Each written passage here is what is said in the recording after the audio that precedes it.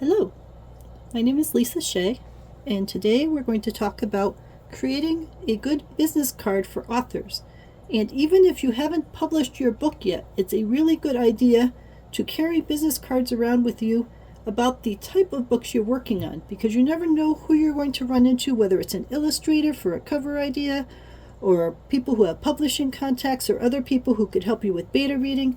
If you have some sort of a card just to get you started, then it can be really helpful as you're building up your contacts before you release. And then, of course, once you have a book, you really should have a business card, because then everywhere you go, you could, if someone shows an interest in your book when you're talking about it, you can give them a card. It's a low stress kind of contact, and then that way they have it with them to remember what the book's about and to hand it out to their friends and family to be able to help spread the word. So we're going to get started with a couple of simple examples. I've written 500 books, and these books here are all different books I've written. The reason I have different cards for different types of books is that if I go to a murder mystery author signing, then I would want to bring a book that has my Black Cat book in it. If I'm going to a local signing in Sutton, then I'd want to bring the one that's about the Sutton book that I've written. If I'm going to a generic one, maybe I'll bring the Diner series, and so on. So if you have multiple books that are entirely different kinds of themes, it could be good to have multiple cards. Cards are pretty cheap, and it's good to buy them in small batches, because you're going to find over time social networks come and go, all sorts of other things change, and it's good to have small batches that you can keep changing and reordering versus having a giant batch that you feel stuck with, and now you're giving people old cards that no longer are good marketing tools for you. So here's just an example. This is the Lucky Cat. So this is a series that I wrote about a murder mystery series set in Salem. And at the time I had 350 books. Now I've got 500 books. And what I recommend doing for social media, don't write out the whole URL, https://Facebook. People know that part.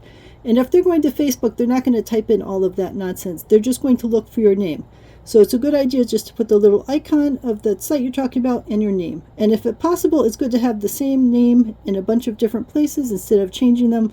I have historic reasons for having different names in different places, but if you can get the same name everywhere, and always start the name with your name and then put the author or artist or such after it, because when someone's typing in something, you want them to type in your name first.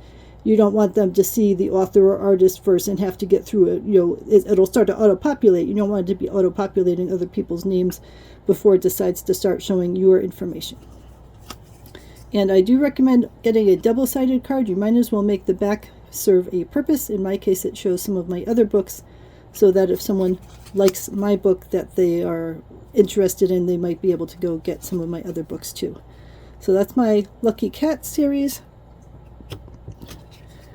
This is Aspen Allegations. It's in essence the same kind of card, just with a little bit of different design. The same links to my social media.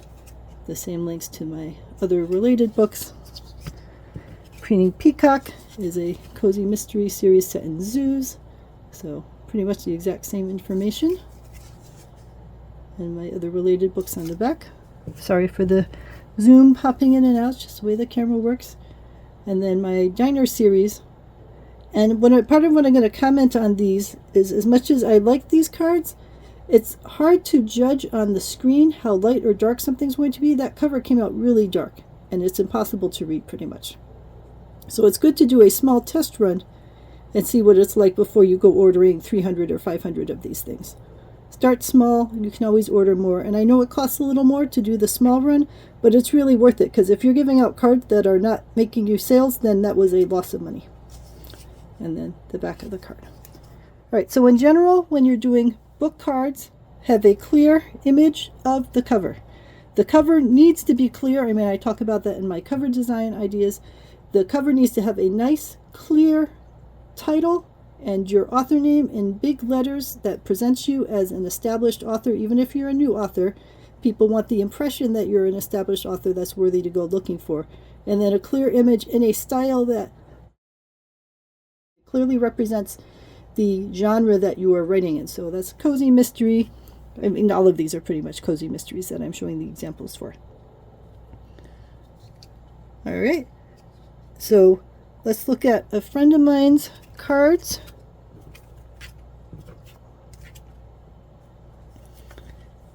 This is for Ophelia Sykes, who's someone who I work with. In this case, we got a couple different covers. We got a quote talking about the kind of book it is, and then the links to the different social networks, and there's nothing on the back of these. So this could do better with larger covers. I mean, you get the sense that these are, romantic suspense kinds of things, and you get a clear image of the author name and the book name, but it would be better to have the back show the social media, so the front could be a big set of the images of the covers, and then a little quote, and then maybe something about, exciting romantic suspense or whatever one would want to say about the books. You always want to make clear what kinds of books the person will be getting, because that's part of why they're taking the card. And if they're at a giant author event that has a whole bunch of things going on, it could be really hard for them to remember what the different authors are about. So this is a writing group that I run, the Sutton Writing Group. The covers are pretty teeny here, so the aim is just to show that there's a wealth of different authors involved, and not really to be able to see a particular cover to get a sense of what the cover is about. And the information is pretty short and sweet. The types of members we've got, all different interests, all different abilities, 16 plus, where and when we meet, and the back should probably be used for the URLs. The thought with these is that someone could then go look for Sutton Writing Group and find us on the various systems, but it can be helpful on the back to be able to list, a couple of the different, find us on Facebook, find us on Twitter, whatever kinds of systems that you are promoting yourself on. But just to show that there are times when you don't need to be able to see the individual covers if the aim is to show it's for a group. But even if it's for a standalone person that has lots of books, like this was an old cover card for me, and I had a bunch of little covers, and you can see that those are really hard to see, so they don't even give a sense of what kinds of books I write. So it just says 40 fiction books, 82 nonfiction books. It's better to have a card with one or two very large clear covers than to do something where none of the covers are legible or useful. And I could have used the back for some of that, so I could use the back for my social media and quotes, and then use the front to have some nice big cover images to give a bigger sense of the kinds of content that I was writing. This is the Boston Writers Group that I run. Again, the idea with the covers is just to show that we represent a wealth of writers and different kinds of styles, and not to give a particular sense about what they are, because the point is that it's a writing group, not what particular kinds of books we write about. And then it has a couple of the links, but that text is pretty small. It's a good idea to get some sample cards and to then give them to family and friends, because you may have great eyesight and say, oh, this is perfectly legible, and then you could give it to a bunch of your friends and they say, there's no way I could possibly read that, you need to make that bigger. And again, maybe that the back would be good for putting a large thing.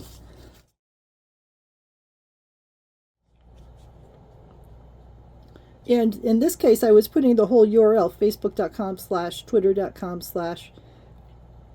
and again, no one's going to type all of that out. So it's better just to put the username, Boston Writers or Boston Writers M or whatever it is that you're getting to, and putting a little icon saying that this is the Facebook one, this is the Twitter. Because if someone's on Facebook, they know what the Facebook icon is in general.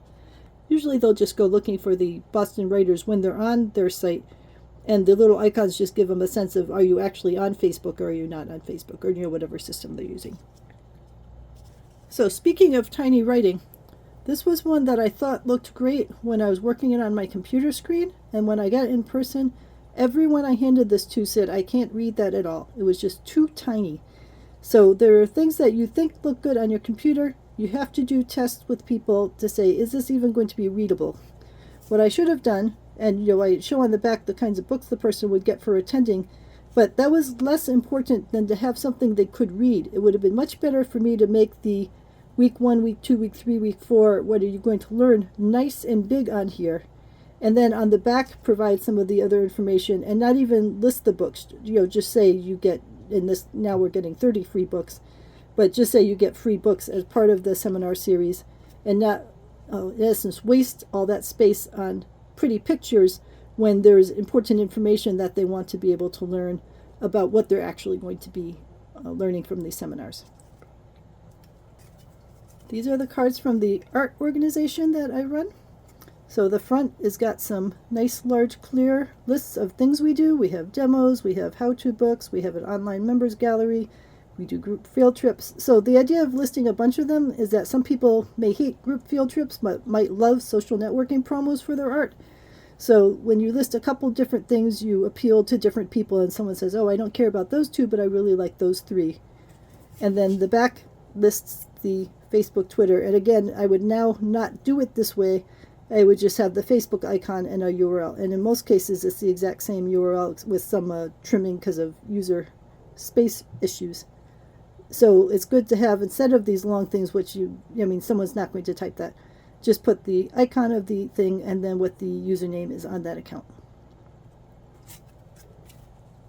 Here's a friend of mine's card, Will Howitt, who is a great science fiction author.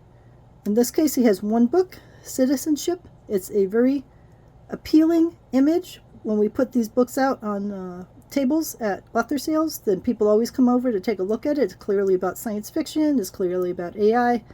And he just puts facebook.com/Will Howitt author. And again, in this case, I wouldn't put that because it gets messy. Why have two lines? I would just put a Facebook icon and then his username. And really, someone on Facebook would just go looking for his username and they would find his author page. And the back has a little promo for it, so it has information about what the book's about and then a QR code to go find his different sites. So that's a very well done card.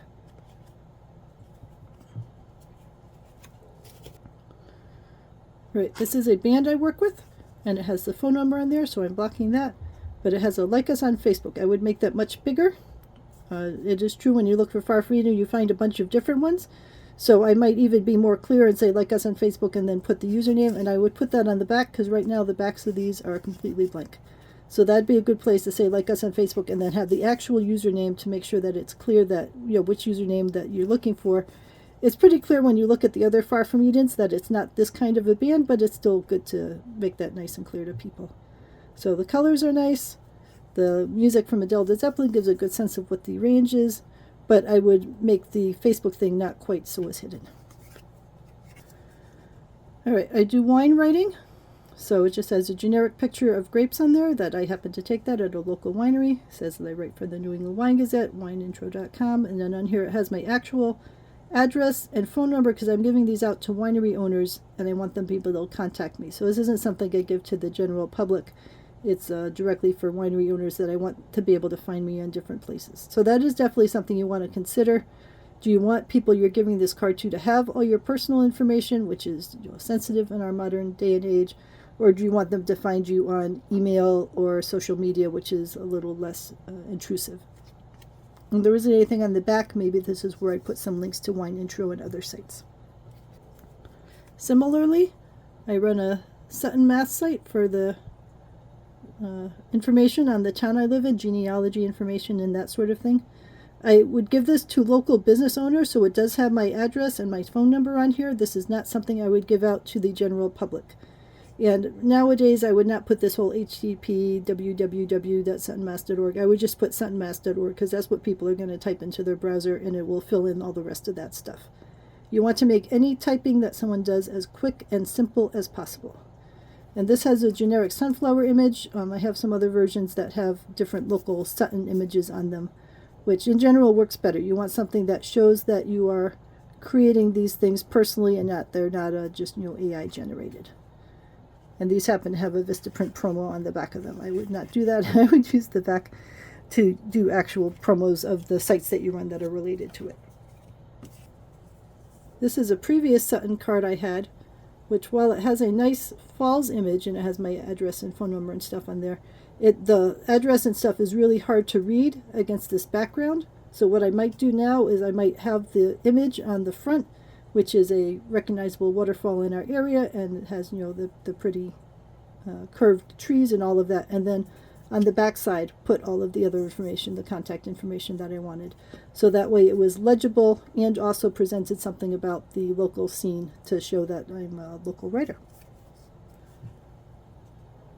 I used to sell a lot of origami back before Etsy and other sites came on to provide a competition. I used to be one of the only origami sites on the web, so I would have a bunch of different pictures of the things I would sell, cranes and fish and other things. And then this had my personal contact information because I was dealing directly with people who were buying things from me. Nowadays, I would put just one giant picture of it because those are hard to tell what it even is. And I would put links to my social media instead of providing the personal information. And I would put a lot of that on the back of the card. I run a site, bellaonline.com, that I'm the owner of. And this was one of my first cards. It's just a generic image, and it really doesn't give much sense at all of what the site is. At the time, we were the second largest women's website in the world, and I had my personal information on it. But this is a little too generic and doesn't give a sense of what we're about. And there isn't anything really on the back besides just the kinds of content we have.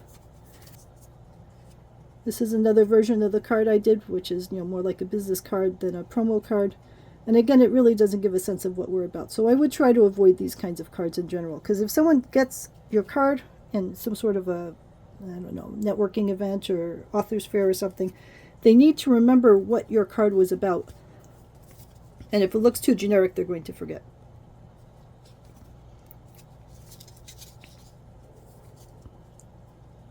These similarly are cards for the LLC that I run with my personal information on it. For this one, I was encouraging people with the book editing and ebook creation and stuff that I do. Minerva Webworks is the LLC that I run. That is the umbrella card for everything else. Again, this looks like a business card, which is its purpose, but it needs a little more details about the kinds of things I'm doing. The back should be used for that. So this is nice as a business card, but can use a little more attention to content. This similarly is the same idea, but it lists a couple of the sites, and so someone could go to the different sites and see the kinds of things that I do. So that helps, but again, I try to put a little more detail with words, probably on the back about the exact things that I work on. Because the more that you make someone have to go out and research that information, the less likely they are to do it. And then I have a couple cards from a friend of mine. This is a book on negotiating when money matters. The problem here is that the text is tiny and it's faint against a light background, so it is pretty hard to read. And I would never put prices on things because there's all sorts of reasons you change prices over time, and you don't want to have to regenerate all your cards when the prices change. They're going to see the price when they go to Amazon or wherever you have it sold. So it's better to list, available on Amazon, Barnes & Noble, or whatever other main sites that you've got it on. And that's something you can put on the back. Rather than, you're giving them the price, but then they don't know where to get it. They could go to your site, but they're probably not going to send you money directly through Venmo or something. They're going to generally buy it through Amazon or Barnes & Noble or somewhere that they already have an account set up. So it's good to let them know where it's available. Same sort of thing. It's a lot of space taken up by a giant guy's shirt holding a house. That's a lot of space that's going towards a guy's black shirt. And the letters are really tiny and hard to read. So, and again, it has the prices on it. So don't put prices on here. Put only a few big words. Don't put little tiny words. And make sure that the image that you are presenting is a useful image and not a lot of black space in general. And use the back of your card. And then this is a simple card from another friend of mine. You really, unless you had a really good memory, you might not have any idea at all what this book was about. So put the cover. Put the cover, put a little blurb or something, and then the links that he's got in there is the Amazon link, but it is, let's see if I can do this without showing his email. It's a super long link. Someone is not going to type all of those letters and numbers in. So just say available on Amazon, because if someone goes to the Amazon and types in the ride demand, they're going to find it. They're not going to type in all of those little tiny letters and numbers and try to find it that way. But definitely put a cover on there. And then again, don't put the price. The car image is nice, but I would put an image of the cover, because the cover is what people are going to look for to make sure they got the right book and that they're looking for what they need. And in fact, that doesn't have anywhere on it the author name. So it says it's Amazon's top-selling card-buying book, but there's no author name and there's no cover. So how are they going to know that they found the right one? They could find some other book, say, oh, that one's the top-listed book, and it could be a sponsored book, and they're buying the wrong book, so now you're promoting someone else. All right. So lots of examples here. The general idea is that you should have a business card. You should only get a couple cards at a time so that you can change it as you get feedback from people and as you get more information or maybe set up a new social network or such. Don't put long URLs, put short things. People are not going to be typing little tiny URLs with lots of letters and numbers in them. Put the cover, if you have the cover. If you don't have a cover yet, put an image that represents the genre that you're working in so people remember you. Put your name. And then put a little blurb so they remember what kinds of things you write. And use the back of it if you have other books that you've written. Use the back for other books, or use it for some sort of quick description of the kind of content that you're working on. Because this is the thing people will stick in their desk, and when they grab it, you want them to remember what your book is about and not say, who is this person even? I'm just tossing this in the trash. All right, so let me know if you have any questions. If you want to send me a copy of your current business card, I'm happy to offer suggestions and feedback on how to improve it. But everyone should have a business card, even in our modern day and age, because people just like tangible things in their hands, and it's an easy way to spread the marketing word.